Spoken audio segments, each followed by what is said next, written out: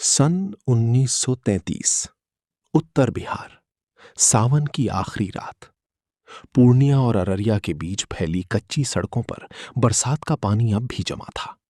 दूर खेतों के ऊपर मंडराते बादल बीच बीच में बिजली की हल्की चमक छोड़ रहे थे। उसी अंधेरे में एक छोटा सा कस्बा अपनी अधूरी नींद और बेचैन सपनों के साथ पड़ा था।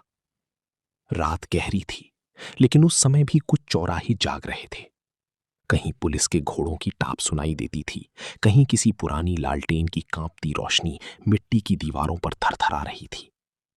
ऐसा लगता था मानो पूरा इलाका किसी आने वाले तूफान की प्रतीक्षा कर रहा हो।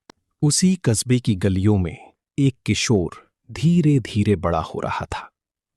उसकी आंखों में गांव की सरलता थी, लेकिन मन में बेचैन सवालों का अंधेरा भी था। वो हर दिन स्कूल की ओर जाने वाली सड़क पर चलते हुए उन चौराहों को देखता, जहां अलग अलग दिशाओं में जाती राहें मानो अलग अलग किस्मतों की ओर जाती थीं। एक रास्ता शहर की तरफ जाता था, जहां नौकरी, सत्ता और अंग्रेजी दुनिया की चमक थी। दूसरा रास्ता गांव की ओर मुड़ता था, जहां भूख, बीमारी और संघर्ष भरा जीवन था। तीसरा रास्ता उन युवाओं की ओर जाता था जो देश को आजाद करने के लिए अपने जीवन दांव पर लगा चुके थे। और चौथा रास्ता ऐसा था जो किसी नक्शे में दिखाई नहीं देता था। वो रास्ता इंसान के भीतर खुलता था। धीरे धीरे कस्बे का वातावरण बदलने लगा। चौपालों में होने वाली सामान्य बातचीत अब राजनीतिक फुसफुसाहटों में बदल रही थी। स्कूलों के भीतर पढ़ाई से अधिक चर्चा देश की हालत पर होने लगी थी। गांधी का नाम लोगों की उम्मीद बन चुका था। जेल जाने वालों को अब लोग डर की नजर से नहीं, सम्मान की दृष्टि से देखने लगे थे। मगर अंग्रेज सरकार का भय अब भी हर चेहरे पर मौजूद था। रात के अंधेरे में कई बार पुलिस की टुकड़ियां गांवों में पहुंचती और बिना किसी चेतावनी के लोगों को उठाकर ले जाती। अगले दिन केवल सन्नाटा बचता। उस किशोर ने पहली बार महसूस किया कि स्वतंत्रता केवल एक शब्द नहीं होती, उसके पीछे आंसू, भूख और बलिदान छिपे होते हैं। उसने देखा कि किस तरह कुछ नौजवान अपने घर छोड़कर गुप्त बैठकों में शामिल होने लगे थे। वे दिन में सामान्य आदमी दिखाई देते, लेकिन रात होते ही उनके चेहरे बदल जाते। उनकी आंखों में एक ऐसी आग जलती थी जिसे बुझाना आसान नहीं था। वे लोग देश को केवल नक्शे पर बनी जमीन नहीं मानते थे। उनके लिए ये मिट्टी मां की तरह थी और उसकी बेड़ियां तोड़ना उनका धर्म बन चुका था। बरसात बीतने लगी, खेतों में धान की हरियाली लौट आई, लेकिन कस्बे के भीतर बेचैनी और गहरी हो गई। एक दिन अचानक खबर फैली कि पास के शहर में कुछ युवाओं ने अंग्रेजी दफ्तर पर हमला किया है। पुलिस बेकाबू हो उठी, गलियों में तलाशी शुरू हो गई। कई निर्दोष लोग पकड़ लिए गए। उसी दौरान वो किशोर पहली बार जेल के बाहर जमा भीड़ को देखता है। वहां रोती हुई माताएं थीं, खामोश पिता थे, और उन सबके बीच एक अजीब सा गर्व भी था, मानो लोग समझ चुके हों कि अब पीछे लौटना संभव नहीं। समय धीरे धीरे उस लड़के को बदलने लगा। अब उसे गांव की साधारण बातें छोटी लगने लगी। उसका मन हर समय किसी अनजानी बेचैनी में डूबा रहता।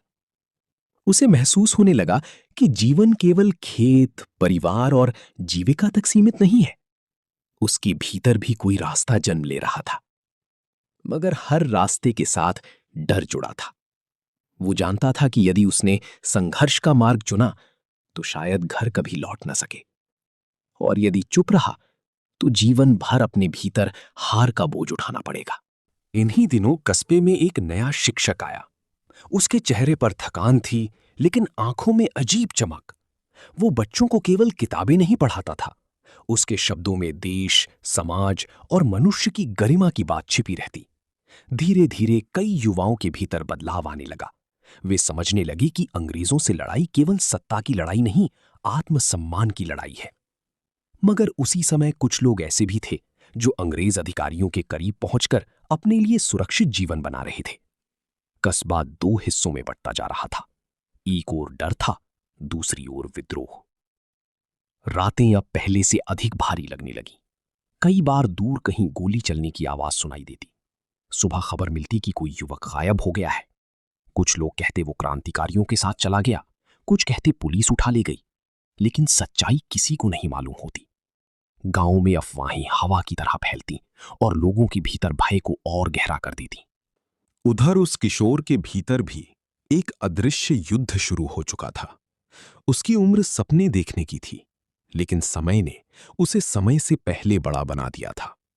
वो जब भी किसी चौराहे पर खड़ा होता, उसे लगता मानो पूरा जीवन उससे कोई निर्णय मांग रहा है। वो समझ नहीं पाता कि सही रास्ता कौन सा है। परिवार का सुरक्षित संसार उसे बांधता था, जबकि देश की पुकार उसे भीतर से खींचती थी। फिर एक दिन कस्बे में विशाल जुलूस निकला। बारिश के बाद की धूप में सड़कों पर हजारों लोग उमड़ पड़े। हाथों में तिरंगे थे, नारों की आवाज हवा को चीर रही थी। लेकिन उसी भीड़ के पीछे पुलिस की बंदूकें भी थीं। अचानक वातावरण बदल गया। घोड़ों की टापें गूंजने लगी, लाठियां चली, लोग भागने लगी। चीखें, धूल और भगदड़ के बीच वो किशोर पहली बार सत्ता की क्रूरता को इतने करीब से देख रहा था। उसी क्षण उसके भीतर कुछ टूट गया, और शायद उसी क्षण कुछ नया जन्म भी ले चुका था। उस रात वो देर तक जागता रहा। बाहर बारिश फिर शुरू हो चुकी थी। मिट्टी की दीवारों पर लालटेन की लौ कांप रही थी। उसे लग रहा था कि जीवन अब पहले जैसा नहीं रहेगा। चौराहे अब केवल रास्तों के मिलन बिंदु नहीं थे, वे निर्णयों की प्रतीक बन चुके थे। हर इंसान किसी ना किसी चौराहे पर खड़ा था। कोई भय चुन रहा था, कोई समझौता और कोई संघर्ष। समय आगे बढ़ता गया। कई चेहरे बदल गए। कुछ लोग सत्ता के करीब पहुंच गए, कुछ भूख और गरीबी में टूट गए, कुछ जेलों में सड़ते रहे। लेकिन उन चौराहों की धूल में अब भी उन सपनों की गंध बाकी थी, जो एक स्वतंत्र भारत के लिए देखे गए थे। सालों बाद जब वो किशोर पीछे मुड़कर देखता है, तो उसे समझ आता है कि जीवन का सबसे कठिन संघर्ष बाहरी दुनिया से नहीं, अपने भीतर से होता है। हर पीढ़ी को अपने चौराहे खुद पार करने पड़ते हैं। कोई रास्ता पूरी तरह सुरक्षित नहीं होता, कोई निर्णय पूरी तरह सही नहीं होता। इंसान केवल अपने भीतर चलती हुई उस छोटी सी रोशनी के सहारे आगे बढ़ता है, जिसे उम्मीद कहा जाता है। और उत्तर बिहार की वही बरसाती रातें, वही कीचड़ भरे रास्ते, वही कांपती लालटेनें आज भी मानो ये कहती सुनाई देती हैं कि इतिहास केवल बड़े नेताओं से नहीं बनता। इतिहास उन अनजान लोगों के निर्णयों से बनता है, जो किसी अंधेरे चौराहे पर खड़े होकर डर के बावजूद सही दिशा चुन लेते हैं।